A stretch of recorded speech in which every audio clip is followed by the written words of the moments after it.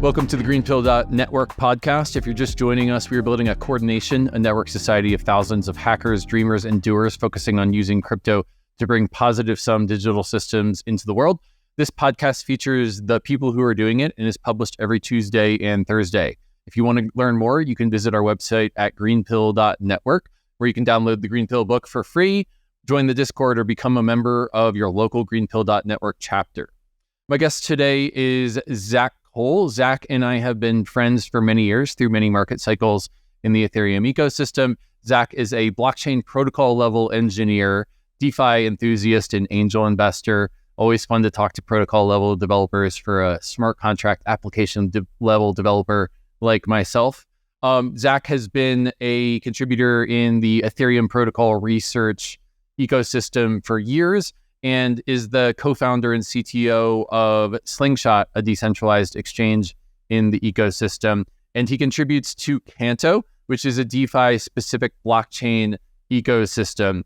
Previously, he founded a company called Whiteblock, which specialized in blockchain protocol testing, research, and development. So TLDR, Zak has been around the block of the Ethereum ecosystem, pun intended. And on the podcast today, we are talking about Canto and the mechanism that they're pioneering called contract secured revenue. So contract secured revenue is really interesting because what it does is it takes the block reward fees, the sequencer fees, and gives them a percentage of them to the developers who have deployed those contracts. Zak and I have been working on an EIP standard for contract secured revenue called EIP-6968, in which we're trying to get L2s to deploy contract secured revenue to their layer 2. And so basically the idea here is to allow layer 2s to reward the developers who are bringing contracts into their ecosystem and to give public goods builders, people who are building software development and deploying it to these layer 2 networks, to give them an opportunity to earn revenue from the people who are using their contracts. So basically the L2s deploy contract secured revenue. They get a better mousetrap for developers to come contribute to their ecosystem, and developers who are deploying contracts are now actually getting revenue from that deployment. So basically, Zak and I have been nerding out and working on contract secured revenue for about 3 months. Me coming from the public goods funding side of things, Zak coming from the protocol developer Canto side of things, and we have put together EIP-6968, which would bring contract secured revenue to layer 2s on the Ethereum network. And I'm really excited about that because I think it could create more public goods funding in the Ethereum ecosystem.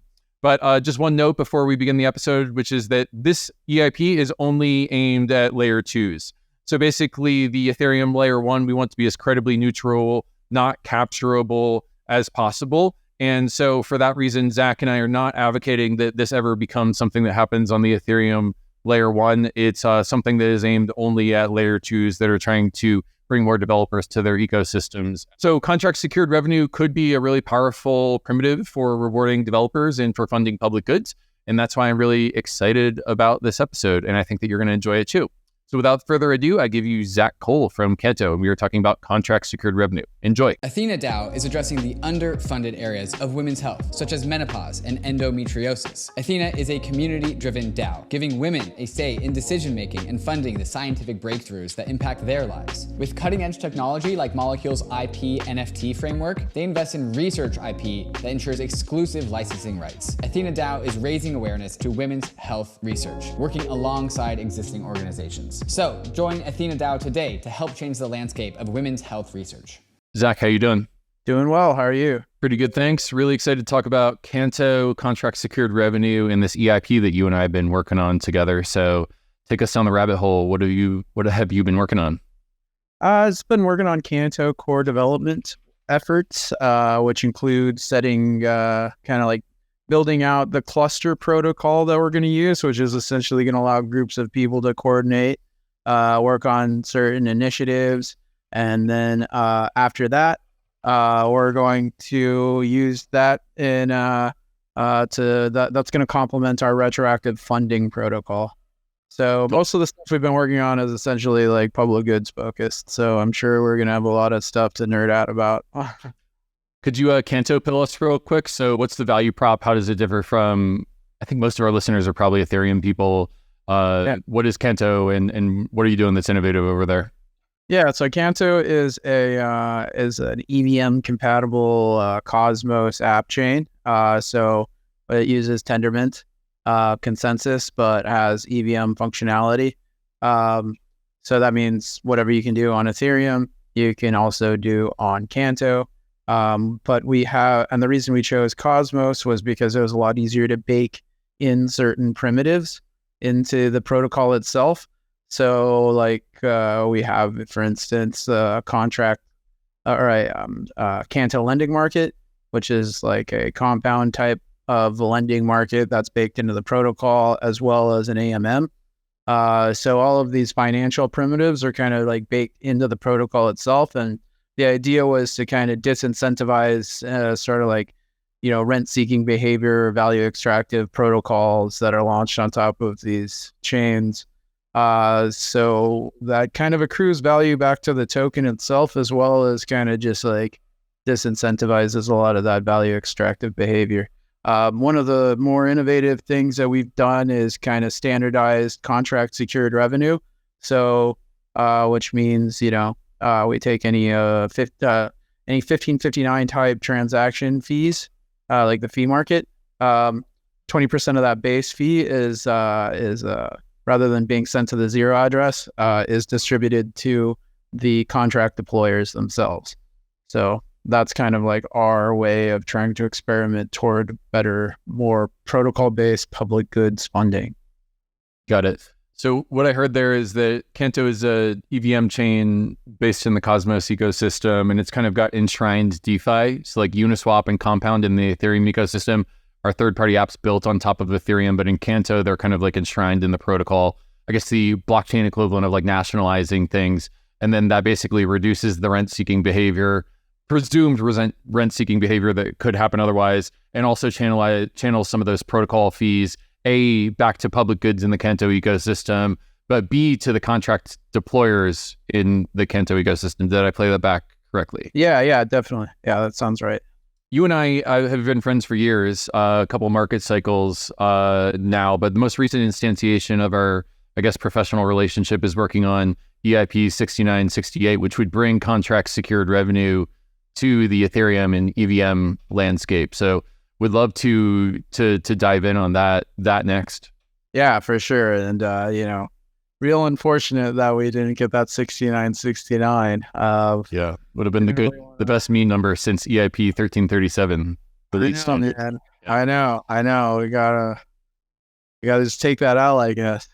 I guess we could call it the EIP formerly known as 6969. Yeah, if everyone just refers to it as 6969, it'll just kind of like catch on. Well, that's what Prince did, right? He was like the artist formerly known as Prince, right? So it could be the EIP formerly known as EIP 6969. And the reason we wanted that was because it was a meme number, but also contract secured revenue is kind of like a way of giving as you receive. Like you deploy to a layer 2 and you receive revenue and you're bringing your de-abstraction to that layer 2. So, man, it would have been beautiful. It would have been perfect. Well, beyond shitposting about the meme number, maybe we could talk about why contract secured revenue is a powerful incentive alignment tool and a public goods funding tool. Yeah, for sure. So, I mean, it kind of like reduces a lot of the overhead required of development teams to kind of establish their own business models or come up with some sort of like more advanced primitives that are used to kind of monetize. If you launch a contract that's used and consumes gas, I mean, you can be subsidized essentially by that gas, and that kind of that creates a lot better, a much healthier dynamic between developers and like the networks that they're building on top of. So basically, if I were to deploy a public good for the ecosystem, let's call it safe math, onto a layer 2, and I'm the deployer address under contract secured revenue, I would get a percentage of the gas that is called every time that contract is called. And so you can have these money Legos that use several different public goods. Let's call it SafeMath.Sol, Open Zeppelin, ERC20.Sol. And basically all of the people who developed and deployed those standards are going to earn revenue every time there's gas consumed on on their contract. So it's basically a way, if you've developed a public good or like a money Lego, to get those sequencer fees without having to go through the whole like app chain thesis of like, I'm going to deploy my own blockchain in order to get the sequencer fees kind of thing. Right. Yeah. And also, in addition to that, it kind of like eliminates a lot of these central entities that control treasuries essentially. So I know that a lot of people are like, oh, well, CSR has been done on this chain or that chain in this way. But most of the time, what happens is that those networks are collecting those fees, which are stored in some sort of multi-sig or controlled by some particular foundation to be distributed at the discretion of those of like a DAO or a foundation or some third party. So what this does is it automates the distribution of that. It's on governance. Yeah, I like that. There's no like party leader that I need to go like suckle at the teat of and kiss their ass to get the contract secured revenue. It's just deploy a public good and get people to legitimately decide that yours is the real one, and therefore you get revenue for doing it. Yep, there you go. It's pretty simple, cut and dry. It eliminates a lot of those middlemen that, you know, a lot of the systems we've built in blockchain, I think, are kind of like geared toward eliminating any sort of intermediary. So this just gets rid of an additional intermediary. Yeah, and I like that it doesn't have intermediaries. I like that it funds public goods. Are there any drawbacks? Like, I think we posted on the Ethereum Magicians forum, and people are just going to write gas inefficient contracts in order to get the contract secured revenue. Are there any other sort of like criticisms, and what do you think? Could you enumerate the criticisms and say how you think they're valid? I guess like valid or not. I think a lot of the criticisms that we've seen so far kind of stem from a misunderstanding of the mechanism itself, as opposed to actual economic vulnerabilities. Like writing a gas inefficient contract is going to disincentivize your users from like using that contract. Yeah. And it's also going to incentivize other people to take the functionality of that contract and write something that's more gas efficient because it provides a better user experience. So you're going to drive away users if you present something that's gas inefficient. So I don't think that that's like a super valid argument against it necessarily. I mean, while I don't think it works that way in a free market. And then another criticism was like how you could build out something that would drain funds or something. I can't remember what this guy said. It was like you would have to send a lot of like you can't really game it. Some people say that you could game it, and the way that you would game it is by sending it a lot of gas, like a lot of transactions. But that doesn't make sense because you would be paying yourself essentially, and then you would be taking a haircut on whatever you're sending to it. So I don't think that those are real valid arguments necessarily. We could pull up this thread. So the ETH Magicians thread is where we announced it, and there was a lot of really great feedback on there.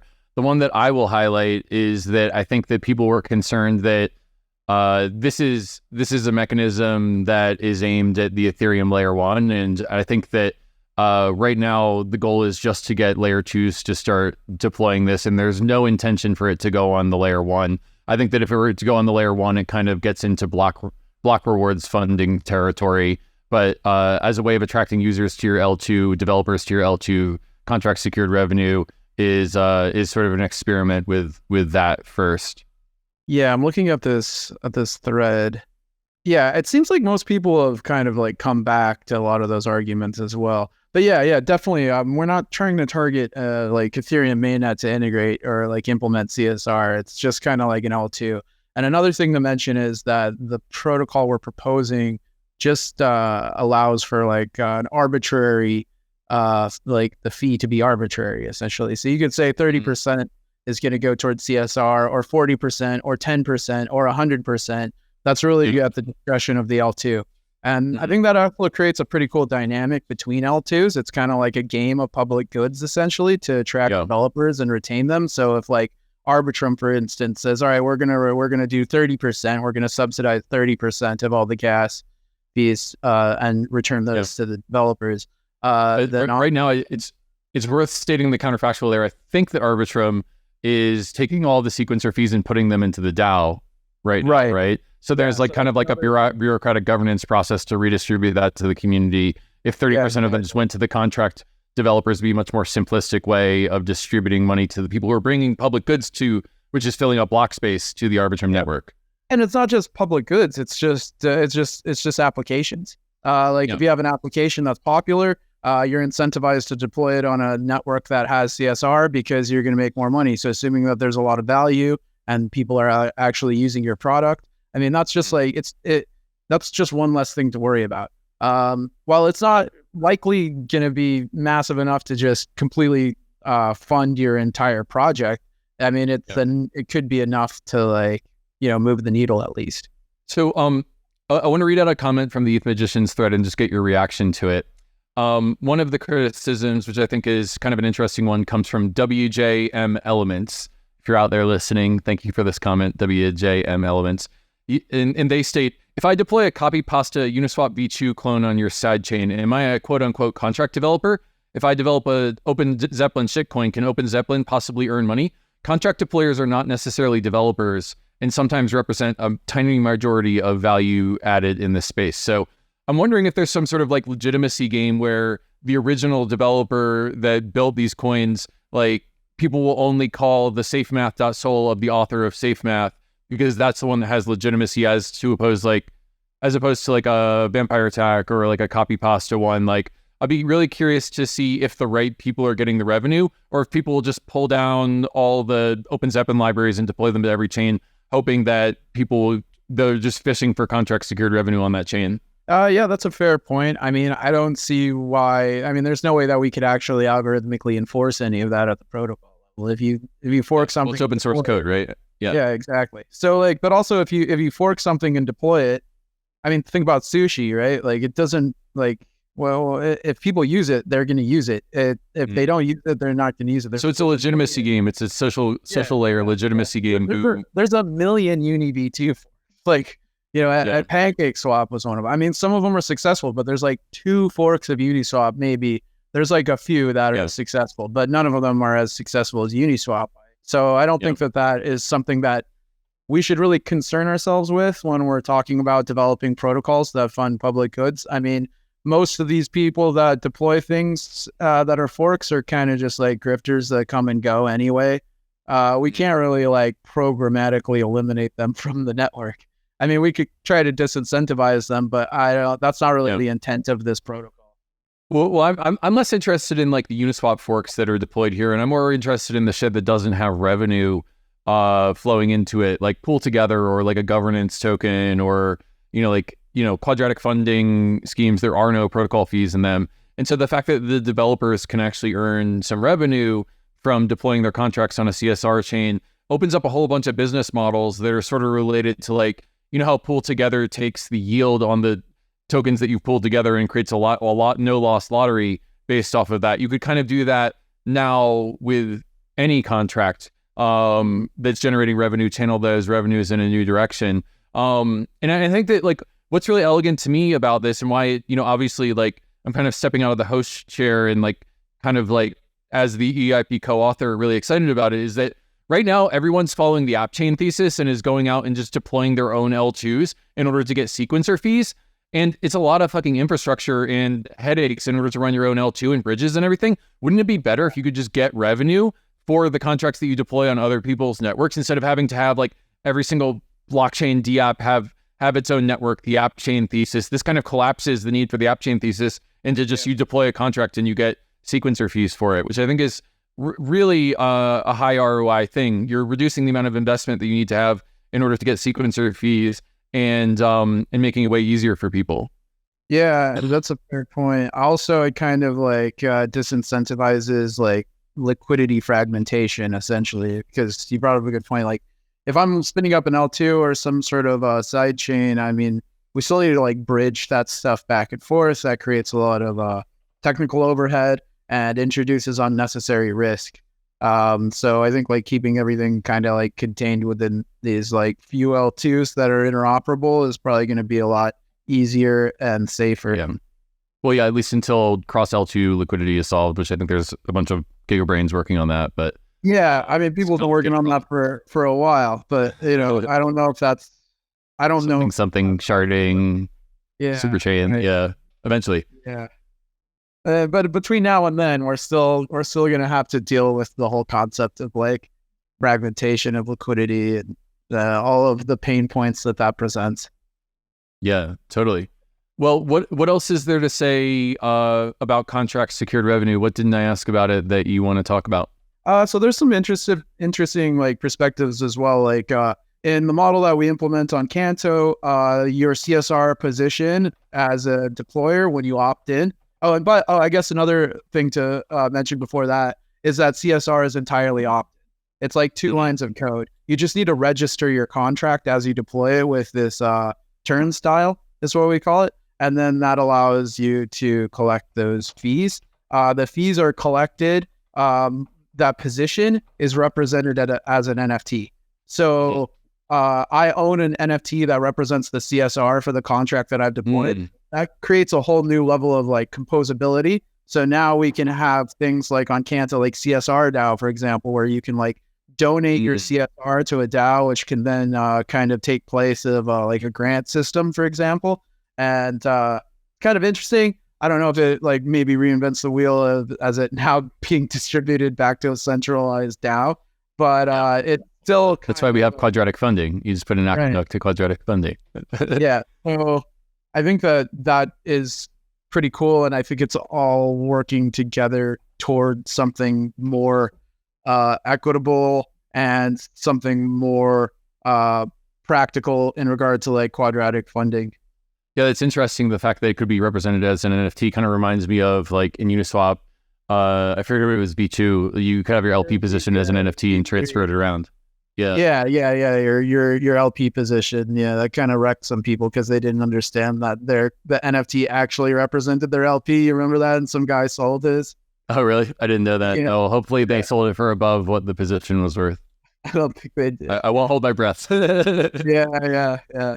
But that's pretty interesting. And then some other functionality that we added that was in the specification was actually rather than like the deployer receiving all of it for every contract within that chain of calls, like the nested functions, essentially. Each one of those contracts that's called receives a proportional distribution of the gas that's consumed, so long as they opt in. So it's not just like if I set up a proxy, for example, that just people call and that calls like a chain link oracle or something, for example. I'm not just going to be a vampire attacking all of these other contracts. It's actually going to be distributed to each one that takes place, that receives like a call in that chain. So that's so cool. You're saying, so if I develop a system called Foo, let's just call it FooBar, and it uses Safe Math and Open Zeppelin ERC20, and so basically the proportional amount of gas consumed by Safe Math or ERC20 are going to go back to the people who developed and deployed those contracts. It's not just 100% to the person who makes the highest level contract there. Okay, that's elegant. So long as those contracts have opted into CSR. And then there's some debate right now, like we're still working out the spec, right? I mean, it's live on GitHub. Anybody can contribute. We're still trying to like work our way through the logic of this. It's like, what is this version going to be? Like, if they don't opt in, does the next contract get it? Or does that root contract receive all of the CSR? Or is the gas just burnt? So that's something that we kind of need to like figure out and model as well. Like, do we just burn it if they don't opt in that chain? Or does like that root, that base caller receive? You almost need like for a sufficiently used L2, let's call it Arbitrum or Optimism or something like that, all the contracts that are already deployed on there, you'd almost need a way to grandfather in the contractors that are so that would be like a retroactive opt-in. That's something else that we would want to think about as well, and that depends entirely on how we implement it, because we're still working on a proof of concept that's going to be generalized for implementation on all these L2s. So that's like another thing we need to like consider. Is it going to be retroactive, or are systems going to have to redeploy entirely? if they have to redeploy entirely, that might present too much risk and tech debt to like opt in. So I think it's kind of important that we come up with some sort of mechanism by which these new contracts can just retroactively register for CSR. I'm not entirely sure how that's going to look yet, though. So it seems like the EIP has been announced. It's been, I think, merged into the EIP repo. Yeah, it's been. And so now there's a working group that people can go to in order to work out these issues. And so if you're a researcher who's interested in implementing EIP-6968, or if you're someone who's interested in deploying it on your L2, you can go to this working group at bit.ly/EIP-6968. And that's just a Telegram group where people are working on EIP-6968 contract secured revenue on Ethereum. What are the ways that people can get involved in this other than that Telegram group? Yeah, so I think like checking out the ETH Magicians thread and taking part in the conversation there, as well as the GitHub, would be good places to start. I think primarily what we're going to do is like converse mostly around that Telegram group. And then we'll likely start some sort of bi-weekly cadence where we have a call to discuss it and work on the proof of concept, get feedback from everybody, and kind of like put this into codify it. Well, I am looking forward to getting to a place in which L2s are deploying this as a way of creating a gravity well that attracts more developers and liquidity of contracts to their networks, which attracts more developers. And so I'm interested to see the arms race that could be kicked off here between L2s that want to attract developers to their ecosystems and see CSR as an edge for doing it. So I'm here for it. Yeah, I think that's going to be a pretty cool game to see between these L2s that are all trying to like kind of compete for attention and developer participation. Yeah. And, if the net result is more funding going to the developers, hopefully that means that we've got more interesting things that are coming and using those emissions to build public goods, to build contracts for it. So I'm curious to see how the experiment will go. I'm wondering if there's any like alpha that you can leak about. So contract secured revenue is something that's already live in the Canto ecosystem. Have you seen any sort of interesting uses of it or commentary on it from the Canto ecosystem where I think it's already live? Yeah, it's live. It's been live.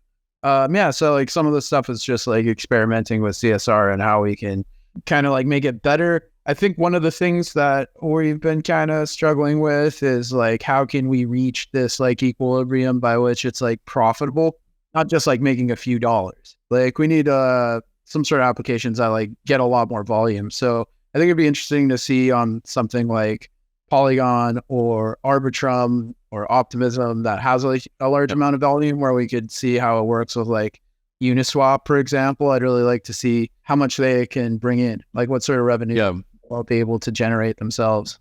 That's an interesting point. It kind of reminds me of back when Gitcoin was getting started. Vitalik coined this idea of the Quadratic freelancer, which was someone who just works for the public good, subsidized by Quadratic funding. And so like, I think Austin Griffith was the first example of this where he made like 20 or 25K per quarter off of Gitcoin grants, which is like, you're making a 6-figure salary at that point.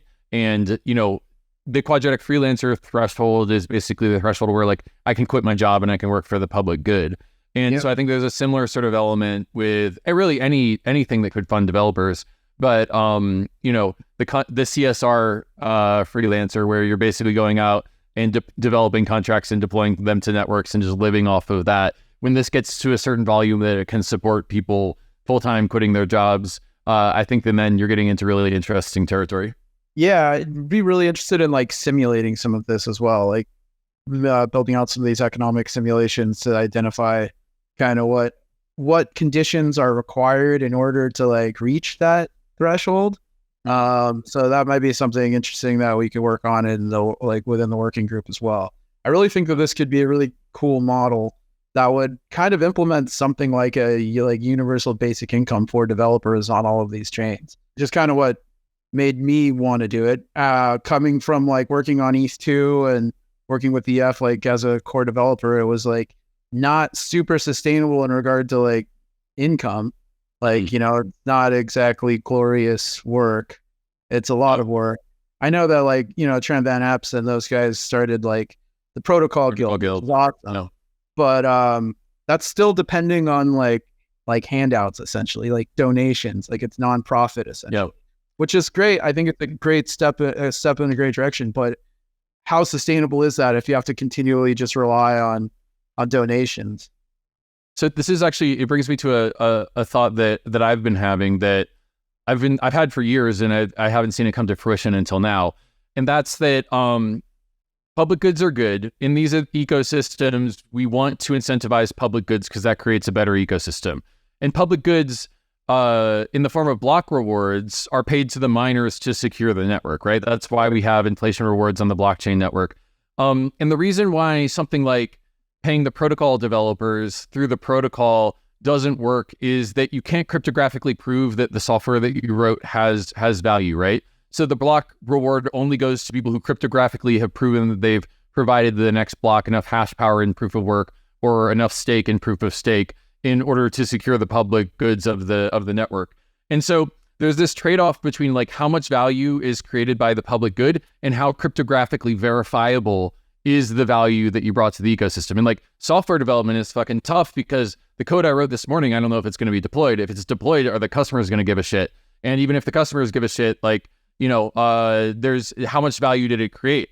And one of the things that I think is really extremely elegant about CSR is that there's cryptographic proof that you're the one who deployed the contract and that you consumed X amount of gas, and therefore you're entitled to Y amount of the sequencer fees. And so what we're doing here in a very like important way, I want to pinch and zoom on this one point, is that public goods are good, but the reason why we can't reward them is that there's not a good uncapturable way of expanding the aperture of which public goods that we fund beyond like block producers. And this is kind of like creating a wedge where people who create contracts and are able to bring usage to that contract, it's all provable, and it's a way of funding public goods in an ecosystem that's not just block rewards funding. So just that very small advancement in rewarding other different types of public goods without relying on donations is where I get really excited, because if you can do that in a non-capturable way that's significant in amount of revenue, then holy shit, you've just changed the incentives of the entire ecosystem.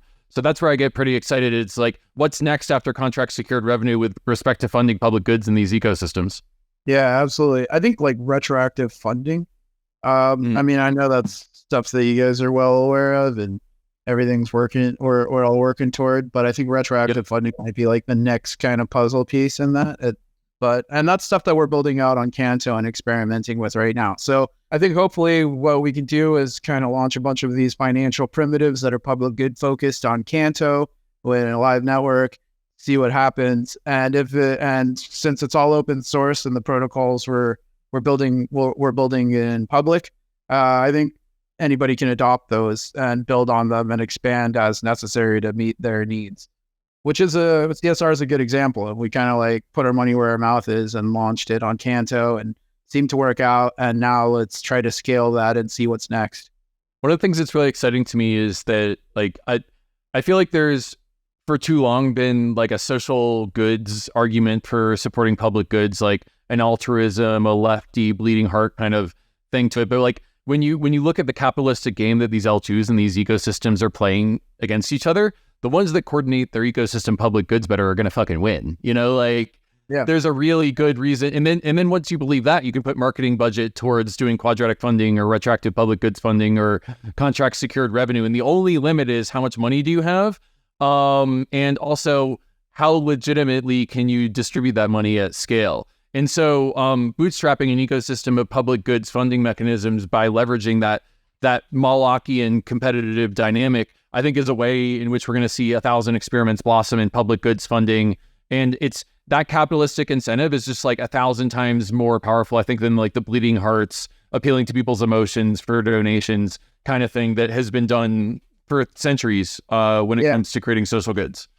Yeah, I totally agree. That's what I was kind of getting at with the whole Protocol Guild and all the other grants programs. And we've tried it over and over again for the past few years. And like, there have been some pretty good like Moloch DAO, like, I was like one of the first members. I helped launch Moloch as well. Like, but at the end of the day, it was just it's just donation based.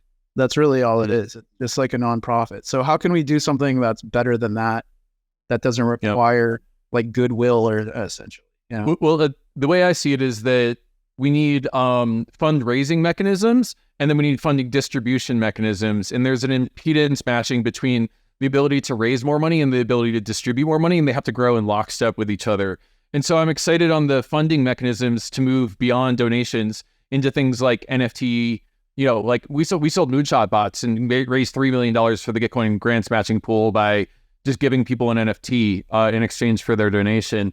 But like sequencer fees on Optimism going into retroactive public goods funding, those are the innovations that I see on the fundraising side. And then the distribution side, you've got retroactive public goods funding and self-curating registries on Protocol Guild and Quadratic funding. And so like those two things growing together, I think are going to allow us in the next cycle, hopefully, to fund our public goods in a more legitimate way. Yeah, there's also going to be a lot of fun degen games too. I think that it could create some pretty cool token standards based around CSR as well. Yeah, could you say more about that? Well, like if you distributed the proceeds of like a token to the token holders for CSR, then that's kind of like this weird flywheel. I don't know exactly. I don't really want to like spell out how to build stuff like that, but I think like kind of looking into those dynamics could be pretty interesting and potentially lucrative. But so you're saying like creating a reflexive cycle where like you deploy a shitcoin or like a token, and when you do that, you get an NFT, which is where the CSR goes to, and then you put that token inside of the treasury so that the more people do whatever with the token, the revenue the DAO gets, and it creates this sort of like gravity well of the treasury growing. Okay. Yeah, and that can just be distributed back to token holders automatically, like on a proportional basis, or it can just go into this treasury where the token holders vote. I don't know. You could put it anywhere. I mean, you could create a pool together type system where like the lossless lottery goes bigger the more people do whatever. Yeah. So I mean, while that's not like public goods focused at all, really, I mean, that's still something that's kind of interesting to see. Nobody's really done anything like that yet on Canto, but I'm sure somebody will figure out and try to do something similar to that at some point. I mean, just imagine like the Peppy pump that just happened recently. What if they had some sort of CSR implemented? They would have made even more money. I don't know. Like, who knows what would happen? I don't really want to like I don't really want to talk too much about that kind of stuff, but like, I think it would be pretty interesting to see. Well, you know, one of the things I think is interesting about these ecosystems is how sometimes the degen stuff can be used to fund the regen stuff. You know, for example, Vitalik Buterin's donation of a bunch of sheep to the COVID India relief basically saved lives. And so, you know, what's the way that we can connect these things, or at least give people the tools to connect these things if they want to? Yeah, for sure. I think it's a free market. So, let's give people tools to build. I would be interested in thinking about how would you be able to just create, based on CSR, like how would you be able to create more regenerative economics as well? Like what a portion of the CSR you could go to like contribute to like Gitcoin or something else like that, or even Protocol Guild. That would be really interesting too. Yeah, I mean, you could fractionalize the NFT and give 25% to retroactive public goods, 25% to Gitcoin, 25% to Protocol Guild, and then I think that gets sort of interesting at that point. Yeah, there's probably a lot of cool tooling that'll be built around that. So yeah, I'm pretty interested in seeing how this plays out. And thanks for co-authoring that. That was pretty cool. I mean, you kind of like took the lead on it. You're like, hey, 6969 is available. Let's do it. Yeah. I think that's pretty awesome. Yeah, well, we almost got 6969. Apparently we camped on the EIP number a little bit too much for the EIP editors, but we can always meme it as the EIP formerly known as 6969. And I do think the metaphor of like the give as you receive EIP is like, yeah, I know, it's great. It makes so much sense. It is a shitpost, but it matches the mechanism pretty well. So. Shitposting makes the world go around, man. That's what the economy is based on.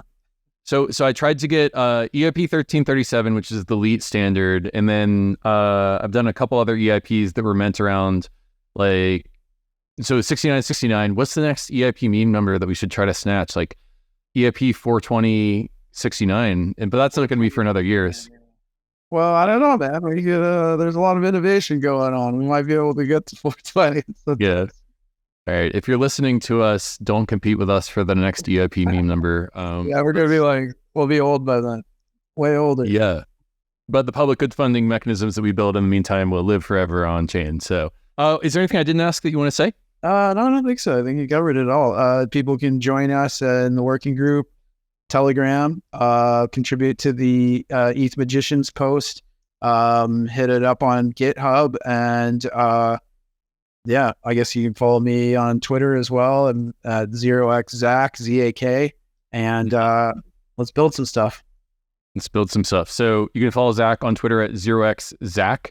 In the show notes, there's a link to the ETH Magicians thread about EIP-6968, and then you can go to bit.ly/EIP-6968 in order to get involved in the working group. Zak, great to catch up with you. Thanks so much for coming on the pod, and looking forward to funding more public goods together. Yeah, thank you very much for having me. Have a good day. Thank you. Peace and love.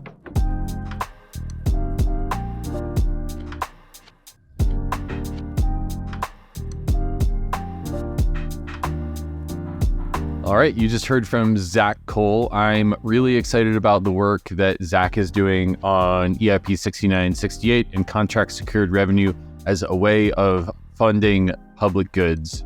I hope you enjoyed this episode. Thank you so much for listening to the GreenPilled.network podcast. Again, we are building a podcast that features the people who are building a coordination, a network society of thousands of hackers, dreamers, and doers who are focused on using crypto to bring positive sum digital systems to the world, like Zak Cole, people innovating on things like contract secured revenue. And if you value our work, if you value this podcast, ask that you please make an offering to our algorithmic overlords. If you're still listening, please subscribe, rate, and review. Please gratify us with likes and by sharing this episode with your friends, unless and until we rewrite our social media algorithms. Web2 social media algorithms will be the source of all of our powers and how we spread the green pill movement. So thanks for listening. Please like, subscribe, and share, and see you at the next one.